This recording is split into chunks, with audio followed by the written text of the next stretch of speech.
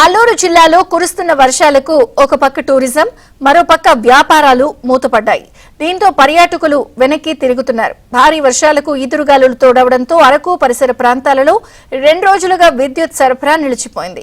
విద్యుత్ వైర్లపై చెట్లు కొమ్మలు విరిగి పడుతూ ఉండడంతో విద్యుత్ సరఫరా నిలిచిపోయిందని సంబంధిత అధికారులు తెలిపారు. విద్యుత్ సరఫరా లేక ప్రజలు తీవ్ర ఇబ్బందులకు గురవుతున్నారు. అధికారులు స్పందించి వెంటనే విద్యుత్ సరఫరాను పునరుద్ధరించాలని ప్రజలు కోరుతున్నారు.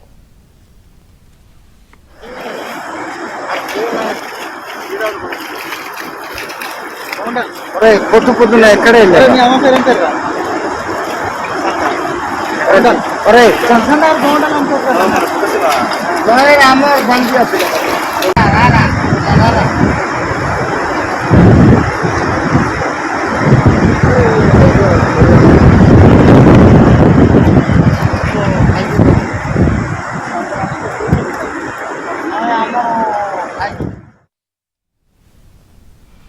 తుంగభద్ర జలాలు అనంతపురం జిల్లా సరిహద్దుల్లోకి ప్రవేశించాయి. తుంగభద్ర బోర్డు అధికారులు ఆయకట్టు రైతులు పూజలు చేసి జలాలకు స్వాగతం పలికారు.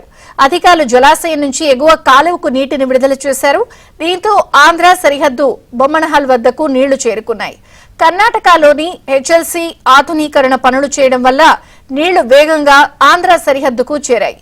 గంటకు 100 క్యూసెక్కుల మేర నీటి విడుదల పరిమాణం పెంచుతున్నారు. ప్రస్తుతం జలాశయం నుంచి 2304 క్యూసెక్కుల హెచ్ఎల్సీకి వస్తున్నట్లు అధికారులు తెలిపారు.